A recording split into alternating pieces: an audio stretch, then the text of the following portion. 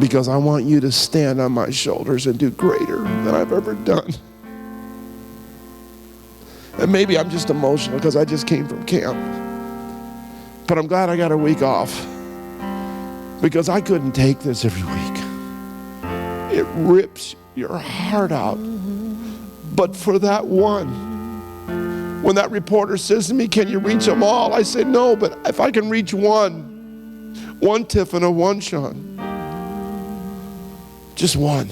And then you see what they do. And then you just go, oh God.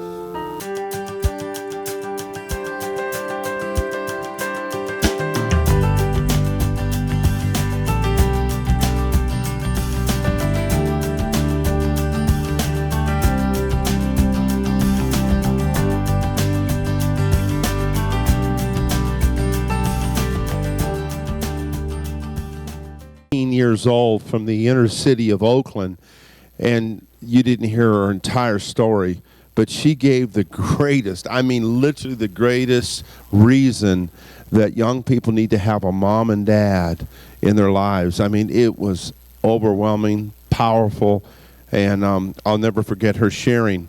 This past week, we also, this time really filmed with more than one camera, the young people and what God did in their lives. And it is, people ask me all the time, they said, Donnie, what's the reward for you? I said, on Friday, when they come to those microphones and they start sharing what God did in their lives, I just sit there. I mean, if I was a woman, I'd be having a mascara meltdown. I mean, I'm just sitting there. I mean, my allergies are really acting up bad. I can't take it. It is so moving, but yet it makes us realize what we do and why we do it.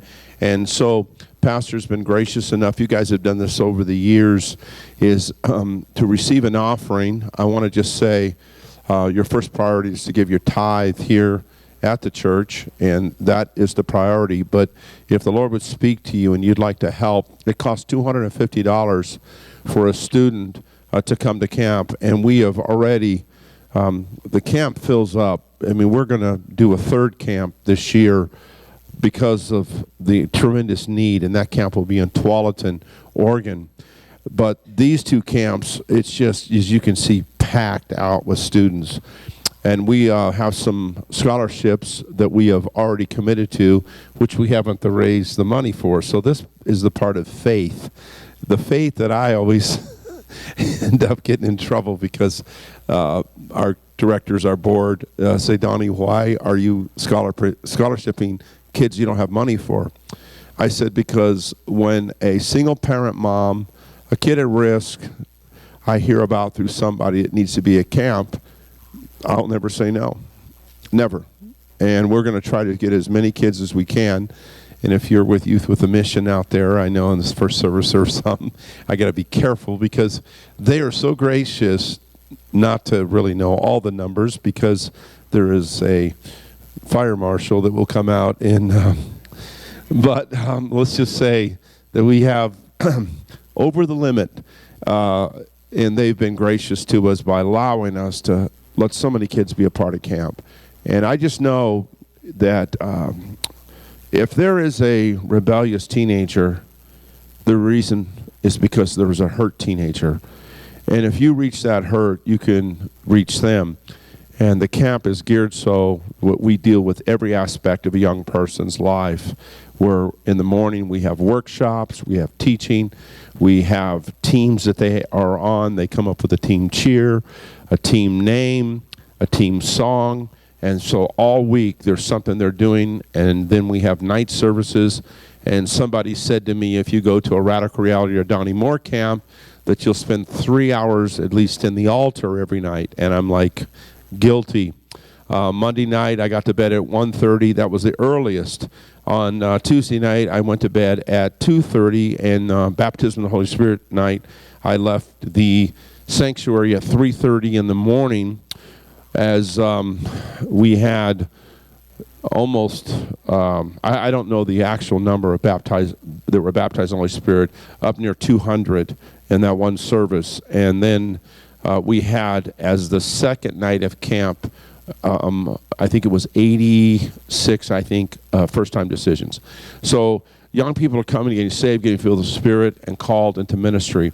Out there in 30 years now, we have had the privilege of having over 30,000 teenagers now go through our camps. And what's really making me feel old is that folks are coming to me with gray hair saying that they were at our camps. And thank God for the Native American blood. I'm starting to get a little on the sides here, but I've held on to mine pretty good.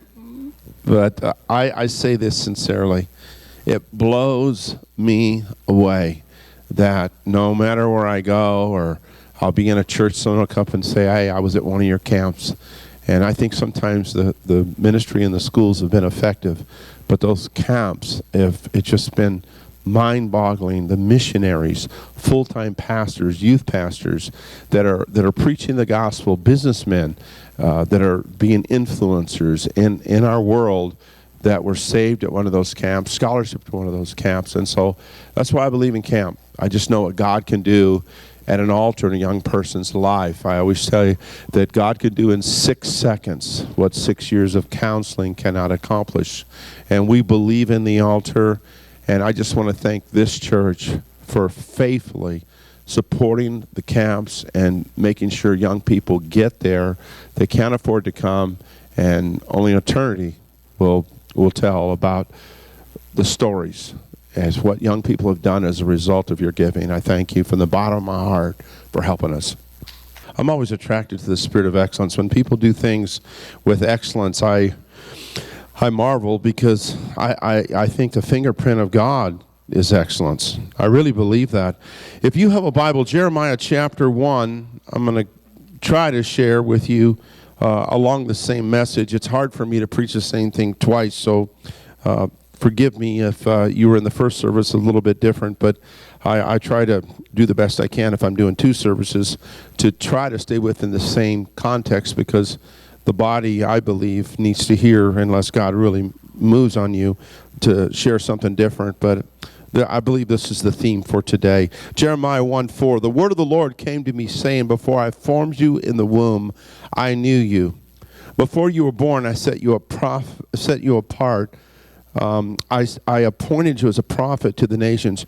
One of the things that's really interesting to me about God is before God calls someone, and especially when the Lord is speaking to them, he always changes the way they view themselves. It's like Gideon, he's hiding in a wine press and he's calling him mighty warrior.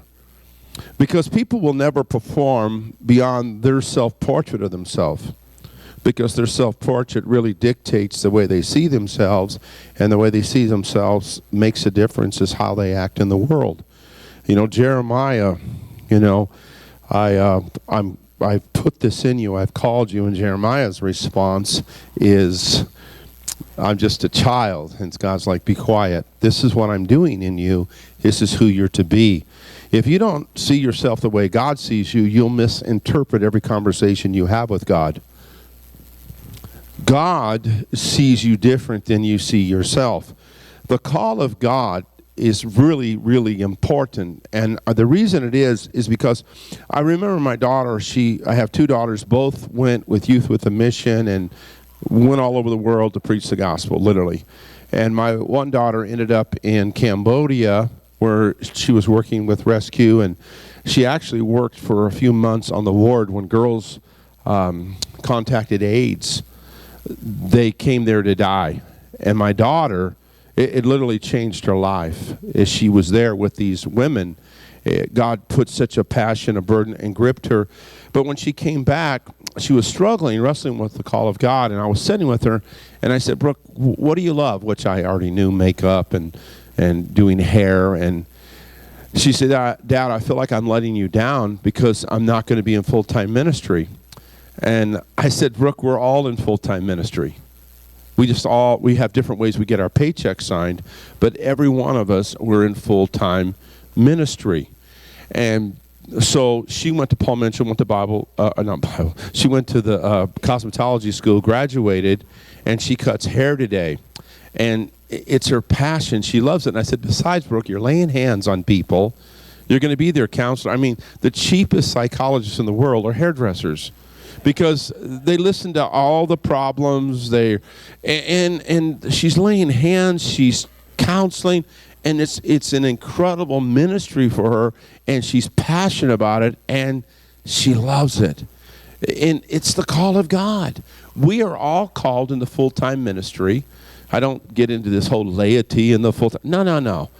We're all called into full-time ministry. We have different ways we get our paychecks signed. See, God had a purpose in mind when he made you, and he equipped you according to that purpose. God has given you everything you need for what he has called you to do. If God wanted to make you taller, he'd have made you taller. If he wanted you shorter, he'd have made you. If he gave you blue eyes, he gave you blue eyes. See, God gave you the personality you need for the job you have. And you are fully equipped and totally gifted with all it takes to become who he's called you to be.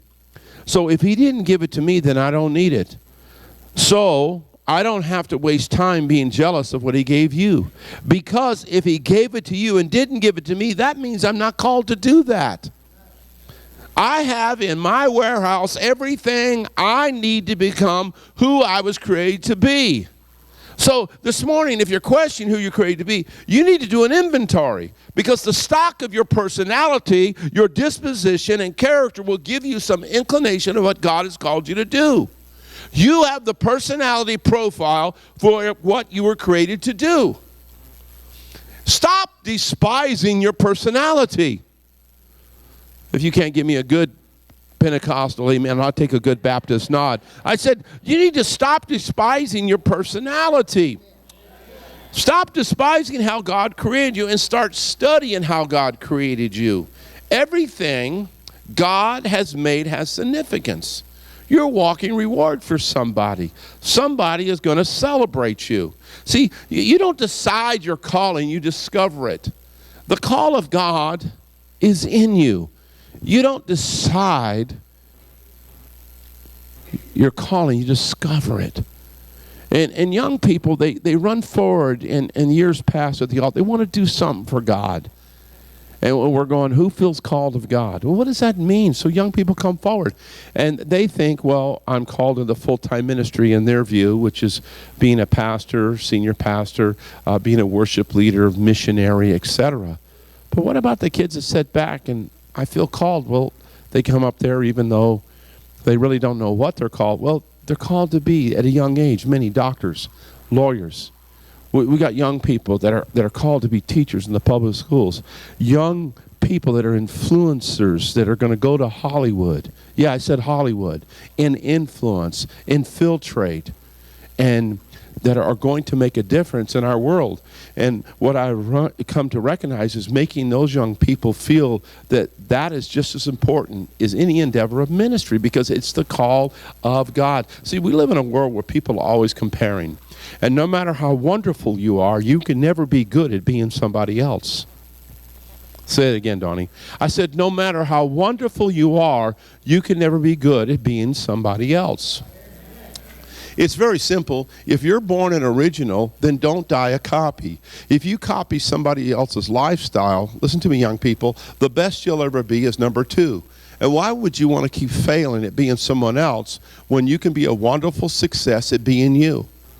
Be yourself. If people don't like you for who you are, that's their problem. But stop lowering your individuality, compromising your standards, just to get people to like you for the mere moment. If you live your life for the crowd, if you're going to follow the crowd, write this down. You better find out where the crowd's going.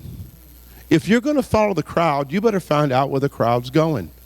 So many young people today let people, places, and things push them to become the person they never wanted to be because they wanted mere acceptance for the moment. Be yourself. And you see, being yourself, you understand that your gifts, your purpose sets you free from the need and temptation to weigh and measure yourself by someone that is in a different lane, running a different race. You might be in a lane, but you're not running against them. You're running against you and the best you can be and who God's called you to be. I mean, we look at people, they have different course. They have different skill sets. They have a different purpose. if you could get this in your heart, you could get so healed, you could compliment other people. You see, so many people are so insecure, they can't compliment anyone because they feel like someone else getting ahead in life, somehow that's taking something from them. Man, I'm preaching better than you're saying amen. I'm going to try over here. You see, if you can't give me a good Pentecostal amen or a good Baptist nod, just give me a good Methodist cough. You see, you could get so healed. You could get so healed that when somebody else gets ahead, a friend of yours gets a promotion, you can cheer for them. Because so often we think somebody else receiving something is somehow taking something from us, where we should be the fan of everybody. If someone's in the body of Christ, I have a philosophy: help them. I'm for them. If people are doing great, I'm just like, doesn't matter what we think great is, but if they're being used of God and out there doing the best, cheer for them.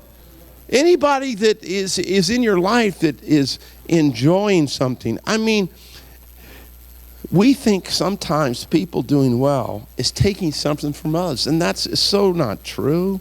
Golly, everybody has significance. See, don't focus on your lack, your limitations. Don't focus on what you cannot do.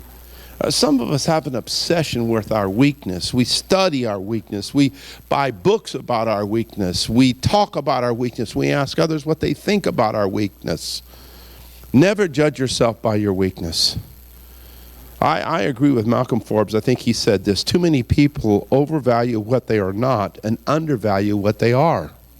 See, if you focus on God, His call for your life, you begin to pursue that, your weakness will melt like a snowball in a Chico heat wave. See, within you is the call of God. Someone said to me not too long ago, they said, Donnie, everything you touch turns to gold. I said, that's not true. I don't touch many things. What do you mean, Donnie? I've learned to play to my strengths. I don't do a lot of things well.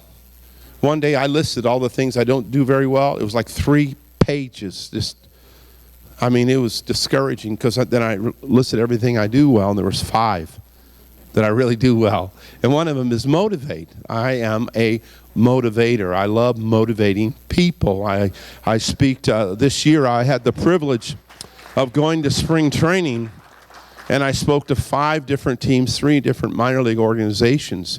And if some of you follow baseball tonight or MLB, they had my talk, part of it, speaking to the Kansas City Royals. I was invited to speak in the World Series last year. I'm thankful for the opportunity God's given me to motivate professional athletes. I had the privilege of speaking at Florida State 2 years ago. I spoke to the national men's soccer team before they went to the World Cup. It was an awesome honor to motivate, always has been, to speak to athletes. And Billy Bean, our general manager of the Oakland A's, I've been working with professional baseball players for 28 years also, besides doing youth ministry. And one of my passions is always getting professional athletes involved in the school assemblies and getting them involved in outreach. I took our speedster, our leadoff hitter, he's just a rookie this year, a week ago on Sunday night before camp. And he shared his testimony publicly. His name is Billy Burns. And I was so excited as young people came to Christ. And Billy's having a wonderful year as a rookie. After the service, he said, will you mentor and help me in speaking to young people? I want to do this more. And it's exciting with athletes. They get a hold of that platform that they have, is to make a difference in other people's lives. And so when Billy Bean asked me to go into the locker room and speak to the team, because we had made the playoffs and we were playing the Boston Red Sox, and the Boston Red Sox were predicted to sweep us. And so I was in the weight room walking back and forth, and at that time a young man that traveled with me was trying to get me fired up, and he said, Donnie, you're a motivator, go motivate them. But yet I was nervous, and I'm saying to myself, I'm a motivator. And there's a mirror there in the weight room, and I went over and I looked in the mirror and I said, I'm a motivator. I can motivate. I was motivating myself. And so I went in the locker room, and we were doing feats of strength, and the team was there, and we were ripping license plates, blowing up hot water bottles, bending steel bars in our teeth. The guys were fired up, and then my talk began. 4 things you need to kill a giant. You need a cause. And I started talking about a cause.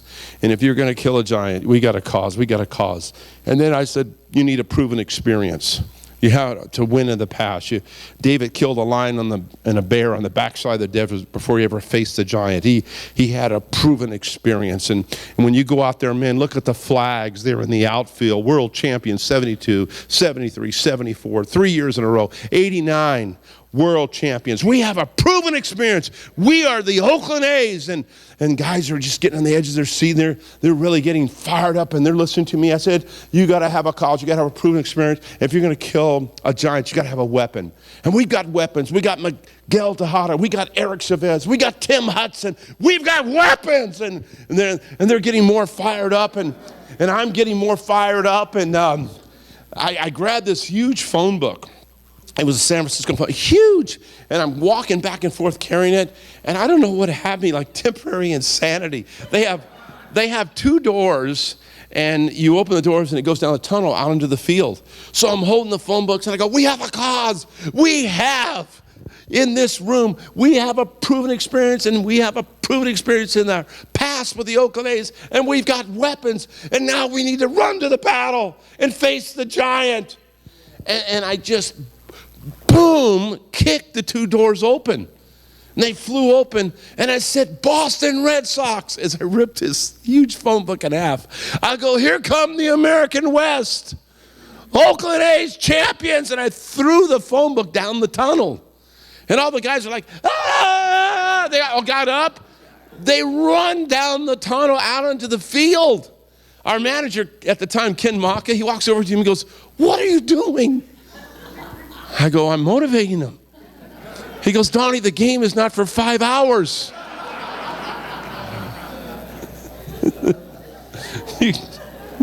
Play to your strengths. If you don't like being around people or talking to people, you like to be by yourself, you don't like motivating people, challenging people, you're probably not going to go into public speaking. See, I enjoy what I'm doing. It comes natural to me. I don't tire easily. See, people that get tired, they get tired because they're faking it. I mean, I just finished a youth camp. Physically, yeah, I need some rest. But man, I loved every bit of it. I love being here this morning with your pastors. I love being here with you. I love what I do. And so when you're being yourself, you enjoy what you do. You enjoy what God has put on you to do. And no matter what endeavor, no matter where you work. See, we live in a world that does know how to communicate. Thank God for technology. One of the great things about camp, however, they can't get cell coverage out there. At the Springs, there's no cell coverage. So like after 2 days, some of these kids, they're just going through withdrawals. They can't text. It's awesome. It really is. And what has happened is, this instant, they don't even have selfie now. They have selfie sticks. And they hold them up, and they get the picture. And like, again, hey, get the picture.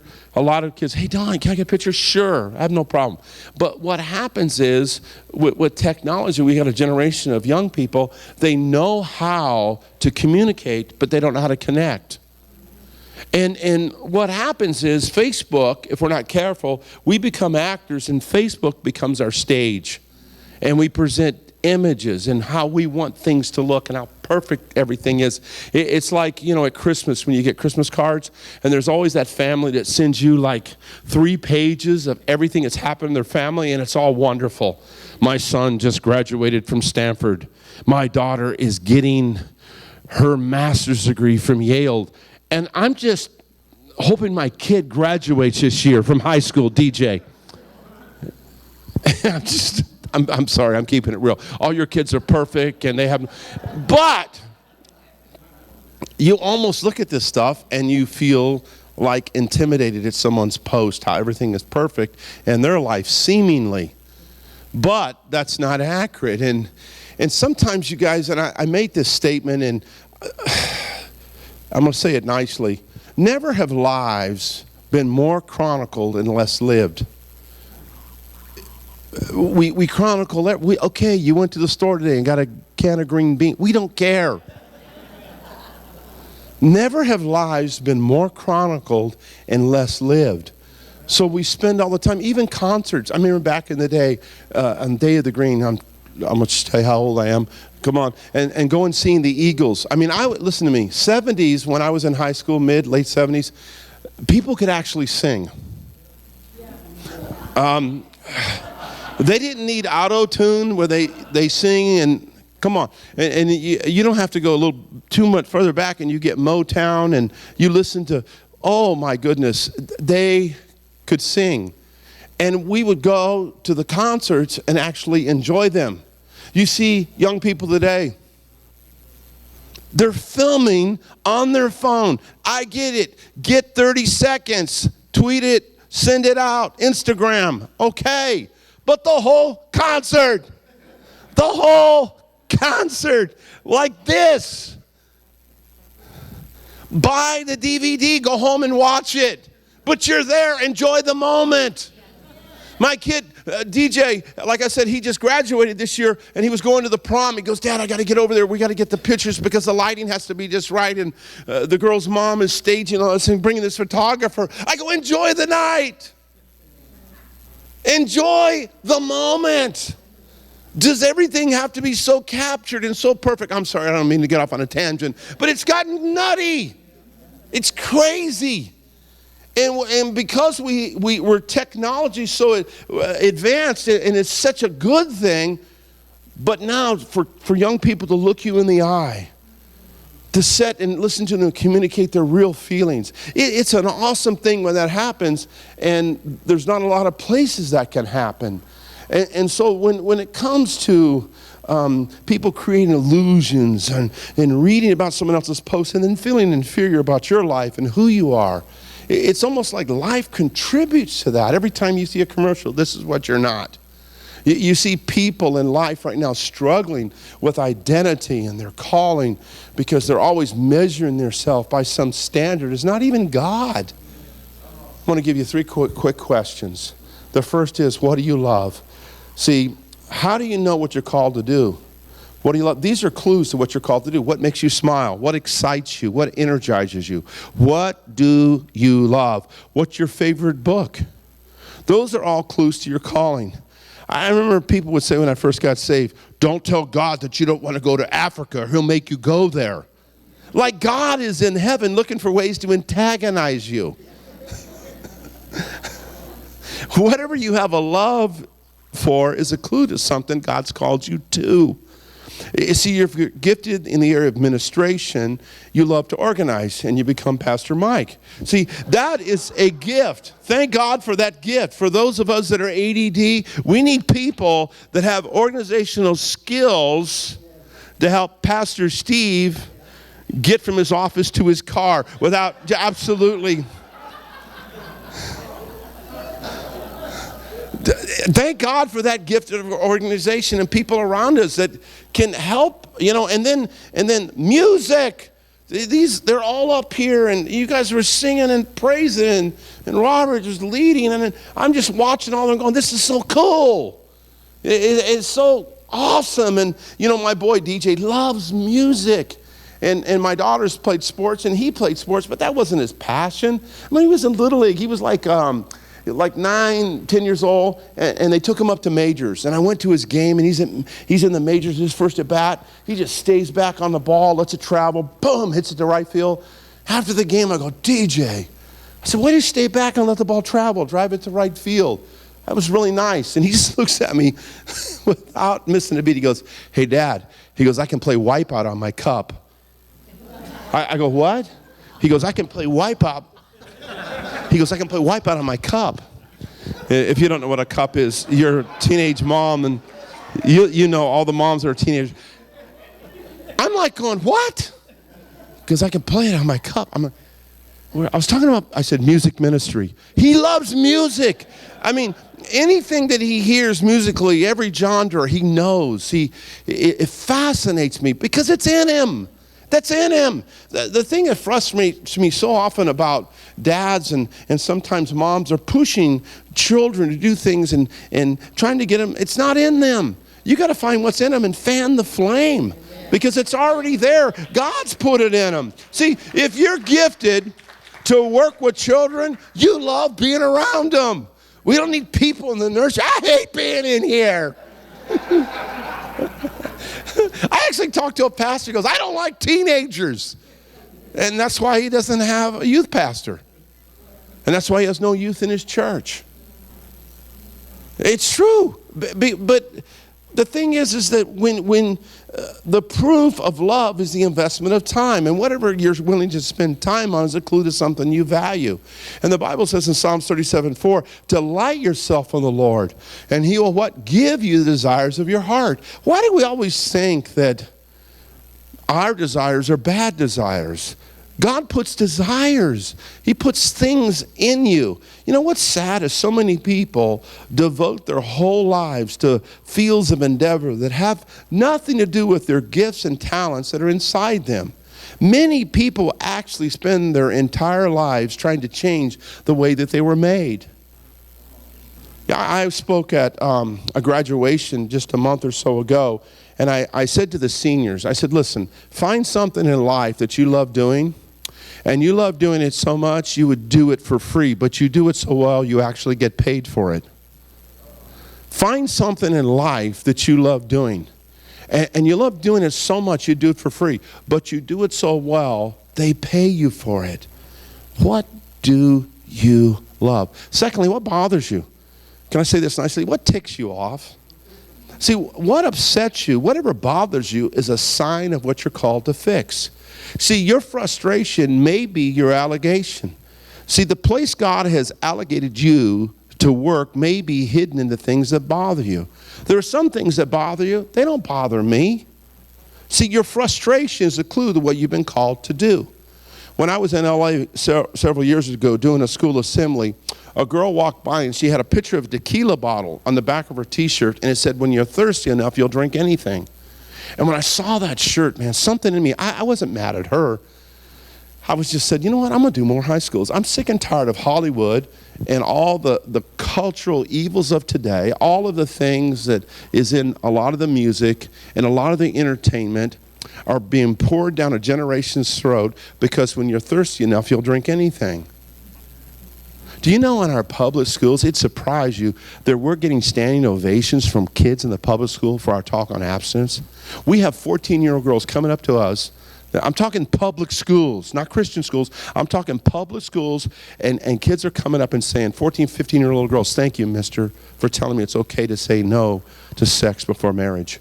It would blow your mind at the end of the assembly watching kids go to the bathrooms, flush their drugs down the toilet. Blow your mind. It's an amazing thing, but you never see that on TV. You never see that captured in any situation, comedy or movie. A reporter said to me after one of our assemblies, she said, I can't believe the way the kids respond to you. And she said, Donnie, do you want to turn Hollywood's volume down? I said, no. I just want to turn my volume up equal to Hollywood so kids at least can have a choice. Blew her away. She's going, wow. I said, because you see, when everything is shoved down their throat and everything is told them that they need to do by way of music and entertainment and everything, and someone comes along and says, by the way, here's another choice.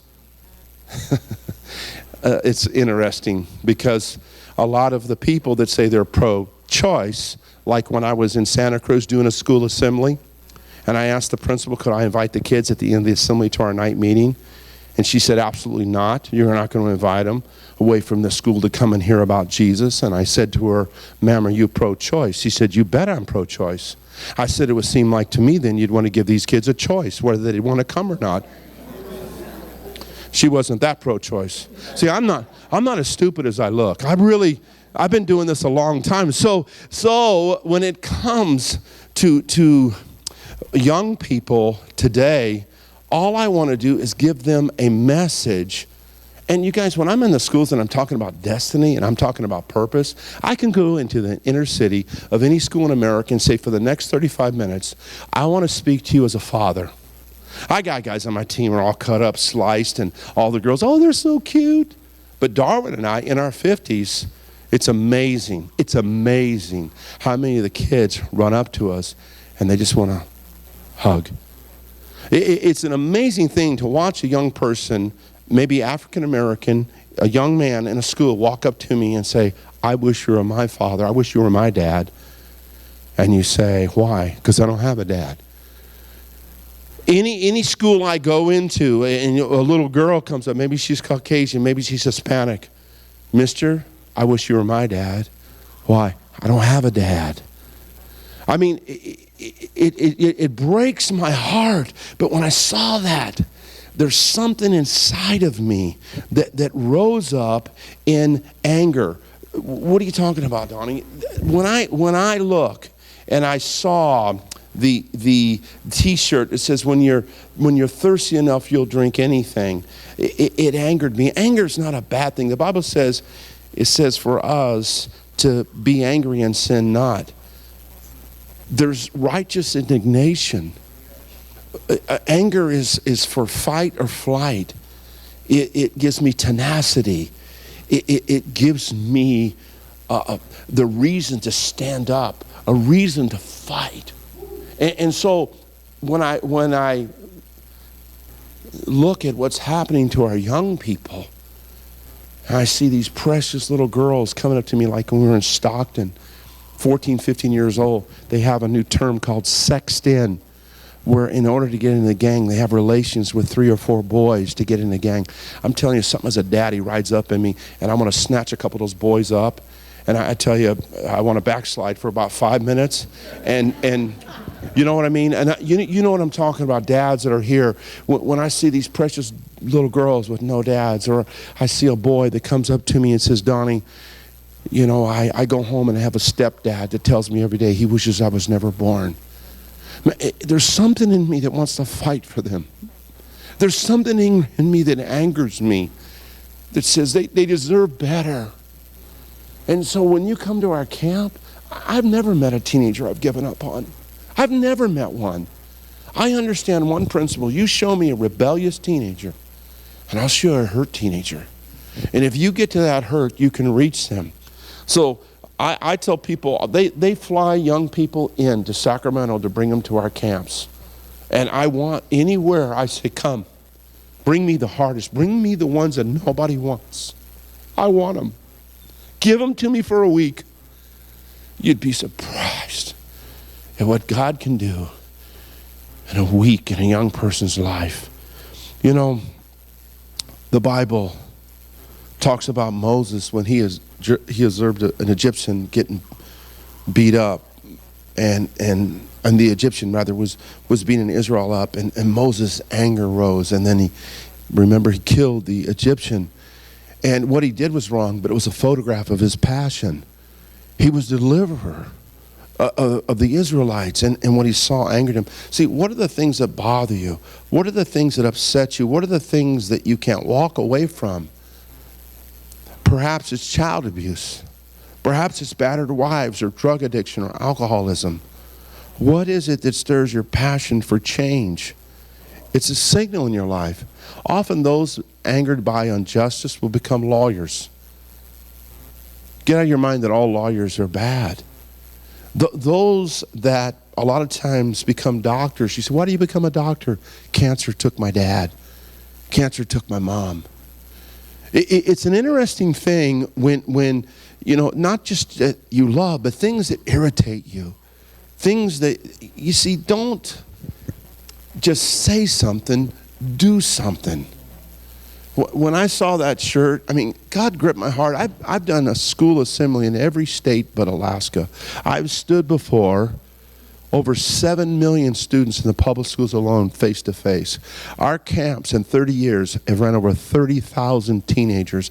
I'm not saying it because I'm anybody, but I learned a long time ago there's only one person in the desert that's worse than a murderer, and that's the person who knows where the water is but won't tell anybody. I have the living water. We have the living water. We are carriers. We are containers. We are people that have within us the substance of the presence of God. Somebody observed a lot of my talks after I speak to professional athletes. They come up and they want to hug me. Not shake my hand, they want to hug me. One, I've become a father to many of them.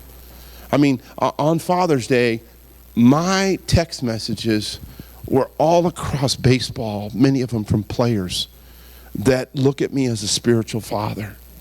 And it's humbling. It's humbling. But the thing is that what they want to draw on, and the reason they want to hug you, someone told me and observed, is the substance of the presence of God in you that they're attracted to. And when you're around them, the Bible says we're a sweet fragrance, and people are drawn to that. And people, they don't even know why, they don't even understand. And they can be like that principal. She can be mean to me. And I just looked at her and I said, okay, I won't announce today. And I loved on her students. You know what she said to me at the end of the assembly? She said, you're the first Christian I've ever met that's kept their word. She took the tickets to our night meeting and put them in the office, and she made an announcement on the PA system. If you would like a ticket to the night meeting where Donnie and the team is, come by the office. Love never fails. The presence of God. I mean, people might get mad and they might get angry, but when we just keep loving them and just keep reaching out and making a difference. See, it's okay to be angry, but be angry and sin not. There are some things that cause a righteous indignation that causes us to want to fight. Give attention to those problems that unleash fury, anger, and a holy passion in you. Number 3, my final point. First is, what do you love? Secondly, what bothers you? What irritates you? Thirdly is, what moves you? What moves your heart the most is where God has called you. What saddens you? What causes you to weep? You see, when people see something that makes them weep continually, it moves their heart. Young people, look at me for a minute. There are many things in life that'll catch your eye. Many things. There are a few things that get your heart. Pay attention to those things that get your heart. And I've been asked 100 times, Donnie, why do you keep doing what you're doing? I was reminded in the back as a man was telling me about this particular girl that he would like to invite to camp and her situation. And right away I thought of Tiffany. Tiffany was a young lady that was homeless, living in Chico. She was sleeping in her car. She would take showers in the park and go to school. It's amazing to me that she was still going to school. Both her parents were drug addicts and had kicked her out of the house at 16. She's 17. She was just finishing her junior year, and she was at Starbucks, and one of the YWAM Youth with a Mission young men was getting a tea at Starbucks and met her. And he called out to the camp and said, do you have room for one more? He invited her. Now you understand, no church background. She's homeless, she's living in her car, and occasionally living with different friends on the weekend. And I said, bring her out. So Tiffany came out to camp, 17 years old. And she's blonde and blue-eyed and just horrendous abuse. But she just wanted to get under a roof and sleep in a bed for a week. She had no understanding of God, didn't want anything to do with God. But the Holy Spirit got a hold of her at camp. And by the end of the week, I got to spend time with her, and she shared with me her story. And at the end of the week, I told my wife, I said, what are we going to do? Leave her in the car? So we took her home for the next week, and she stayed at our house in between camps. We took her to the second week of camp. After the second week of camp, I just said, Cindy, I go, what are we going to do? And every time I would go by and say something to her, she would smile. And I would say, when you smile, I said, it melts my heart. I said, I love to see you smile, Tiffany. She goes, I haven't smiled a whole lot in my life. And so I said, I want to see you walk across the stage and graduate. So we took her home, and she lived with us for her senior year. And when she walked across the stage and got her diploma, I was sitting there, I'll never forget it. It was so awesome. She got her diploma in her hand, and she looked at me. I have a picture in my office, and it's a picture of her smiling. And she says, Donnie, thank you. Look, I'm smiling. She is a recruiter right now. She went to college, graduated. She's a recruiter for Grand Canyon in Arizona in her job, and she's getting paid very well to recruit students to go to that college. You know, when I see Tiffany, every time I see her, she runs up and she hugs me. She was a homeless kid. She didn't need a handout. She just needed a hand up. You know, and to see what God has done in her life. She leads worship in her church. She is making a difference. And you know, I that's what moves me. We were doing schools in Marysville, and I could tell stories like this all afternoon. Someone told me, Donnie, you need to write a book.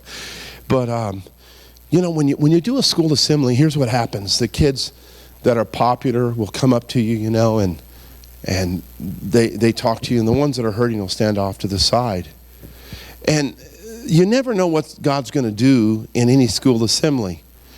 And we had arrived on a Sunday morning and a Sunday night service, and then we were going to start schools Monday. And we were putting the supplies in the trucks. You know, for you that don't know, we do feats of strength. We break bricks, rip phone books in half, and I still do that. I benched 500 on my birthday this year. Every year since I turned 50, I benched 500 on my birthday. I actually did 515 this year, so I'm feeling really strong.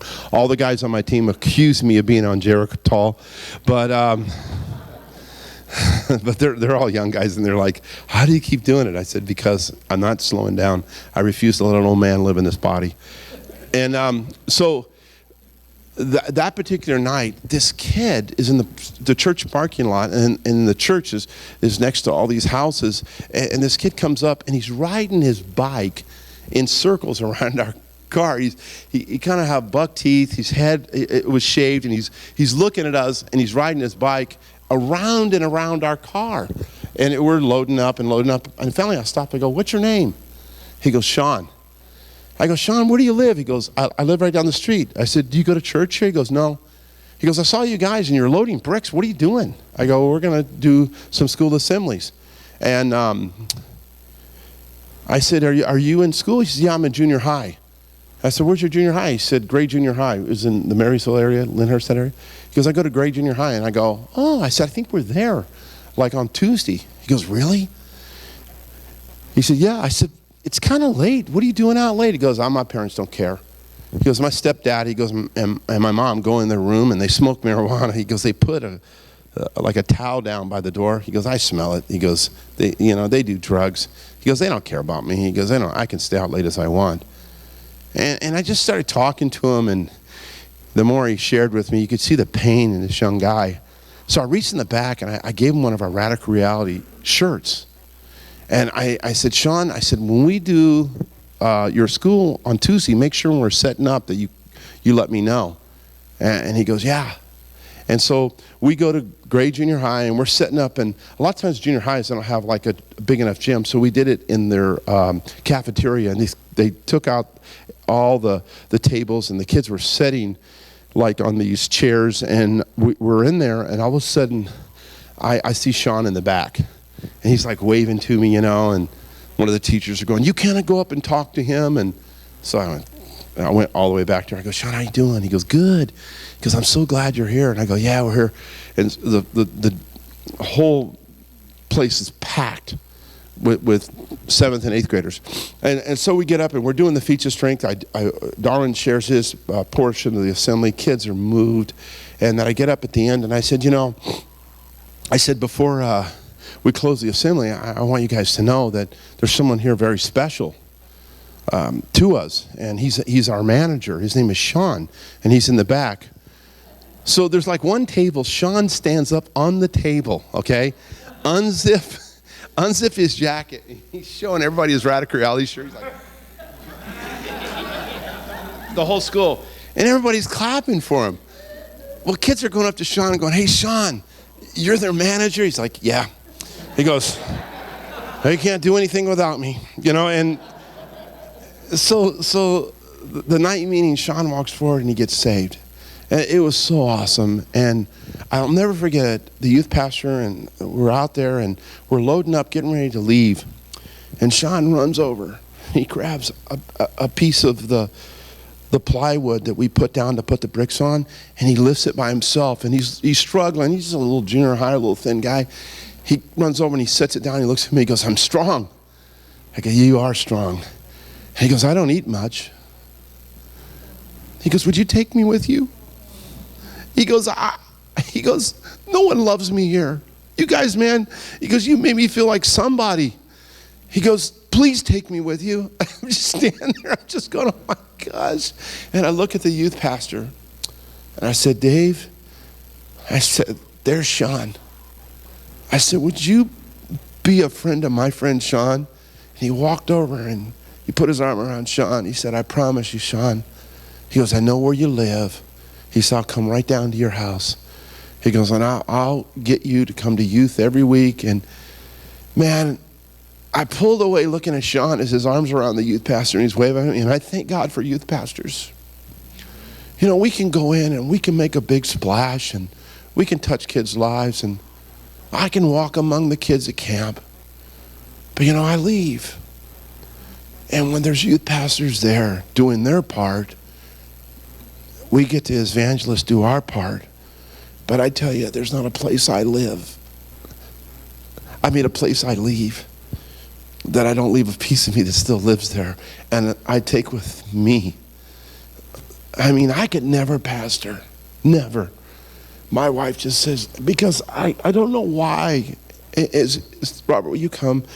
Because if I don't have you start playing, I'll never close and everyone's going to get really hungry. And I realize the only thing between you and a good lunch is me. And I'm closing. I promise I'm closing. I said that one time in my home church. There was a boy sitting next to his dad, and I said, "I'm closing." And this little guy, about 8 years old, looked at his dad and goes, "Dad, what does that mean?"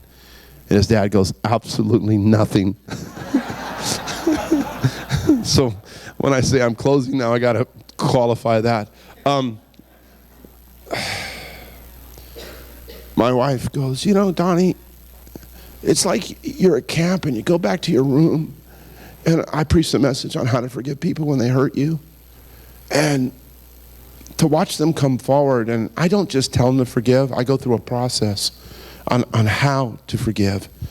And they come forward and they kneel down, and I always, understand behind every face is a story. And some of those little children that are in foster care start sharing their stories, and all you can do is hold them. Weep with them. And there are times when you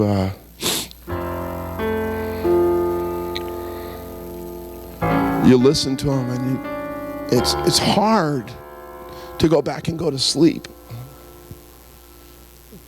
We had a girl named Kat at our camp last summer. Kat was dropped off on San Pablo in Richmond, where the prostitutes, the pimps, and the drug addicts and the drug dealers frequent. Anybody that knows that area knows San Pablo. And her mom put her out on the street at 12:30 at night, 16 years old. And there was a group out there working the area in ministry, and they met Kat. And they called a youth pastor in Richmond, and we've already taken the offering, so this is not to make you do anything as far as finances, but we took an offering here. And Kat was one of those girls, because when the youth pastor called me, I said, "Bring her." And so Kat came to camp, and she got saved Friday night, and Tuesday night she was able to let go of so much hurt. And then on Wednesday, Kat was baptized in the Holy Spirit. And Kat was drawing pictures when she first got there of devils and demons. And on Wednesday night, she was sitting there, and I said, "Kat, she's gifted. Gifted in her drawings, artistry, fantastic." I said, "Would you draw me a picture of what's happened to you this week?" And by Thursday, she walked up to me, and there's a picture of this angel just hovering over this little girl. I mean, it said it all. And then on Friday, it blew me away because she stood in line to share. And I'm thinking as she got up closer to the mic, oh my God, because I knew a little of her story. What is she going to share? I don't want her to share something that would be embarrassing or in front of the kids. I mean, and she gets the microphone, this little 16-year-old girl. And she looks out at everybody and she says, I know that a lot of you have a story a lot worse than mine. I'm thinking to myself, where? There's nobody here. There's nobody. Because she had shared some of her hurt and pain and what she's been through. That youth pastor found her a home in their church. There was a couple in her home. Took Kat in. Kat is living in a Christian home. And she goes to youth group every Wednesday night. And she comes early and she sets chairs up. And she's a part of the youth ministry. And she'll be at camp next week. What moves you? Are you kidding me? I get to do the greatest thing in the world is love young people and cry a lot. And Jesus, this is the way he put it. In Matthew 9:36, he said, when he saw the crowds, he had compassion on them because they're harassed and helpless like sheep without a shepherd. And his response is, he says, pray for workers. Pray for workers. And I just want to say to you in closing, this is not the season in your life to hate yourself. This is a season to discover yourself. God, help me not to overlook what you placed in me. Don't let me get to the end of my life and say, if only. So many people, they live in if only. If only I'd been born at another time. If only I had different parents. If only I live in if only. And then other people, they live in what if. What if this happens? What if that happens? They live in what if. And we want to change our past, then we want to reach out and control our future. Then we become frustrated because we can't do either. And if we spend all our time trying to change our past, control our future, there's no time to live now. And the devil will tell you, you're too old. It's too late. You missed your time. You missed your opportunity. You missed your purpose. You know, I want to tell you, there's too much purpose over your life to die. I read a story in the first service about a Pulitzer Prize, and that this man won, a photojournalist. Knowing you probably looked it up, but do not show this picture because it will cave me in. It'll cave me in. I looked the picture up because I had heard of the story. I wanted to make sure it was true. And you can look it up later, and I'll give you his name. He's a photojournalist. His name is Kevin Carter. He won a Pulitzer Prize for the photo of an African girl. She was 4 or 5 years old and seemed to be alone in a field. She was obviously very malnourished. She had a bloated stomach and disproportionately larger head. What was haunting about the photograph was there was a vulture behind the girl seemingly stalking her. It was obvious the vulture was looking at this young girl for potential food. The image, this picture, it circled the globe, drew attention to the plight of the people in the Sudan. As a result, much needed food and supplies was brought to them. But in one of the interviews Carter gave about the photograph, someone asked him the question, what happened to the girl? Did you take her into town afterwards and get her to a hospital? Did you feed her? Did you try to find a relative, possibly a mom, dad, or anybody, cousin? And his answer absolutely shocked me to the core. And this is what he said. What happened to the girl? I don't know. What did you do after the picture? He said, I just left. I just left. You know, many individuals and organizations, they're very good at pointing out our problems. Even in our world, Christians drawing attention to issues, identifying community struggles, and they talk about it. But they don't do anything. My roommate from college, I love him. He called me on the way up. I was driving up last night. I went home for a day, actually did some laundry, and drove up late last night after meeting with a gentleman at 4 o'clock for counseling. Then I headed up, and my phone rang. It was my roommate from college, very successful. Literally, he's made a lot of money in the world of real estate. And as we were talking on the phone, I was a football player in college. He was drafted by the Oakland Raiders. He was my wide receiver. I played quarterback. And he said to me, he said, I feel like I've done nothing with my life, Donnie. I led him to the Lord several years ago. I said, no, you've done a lot with your life. I said, you have given so much financially to so many people. And I said, and you've given to help me reach students. And then he said this. He said, I am so proud of you and what you've done for your life. Because you didn't just talk about it, Donnie. You went and did something about it. And man, I fall so short.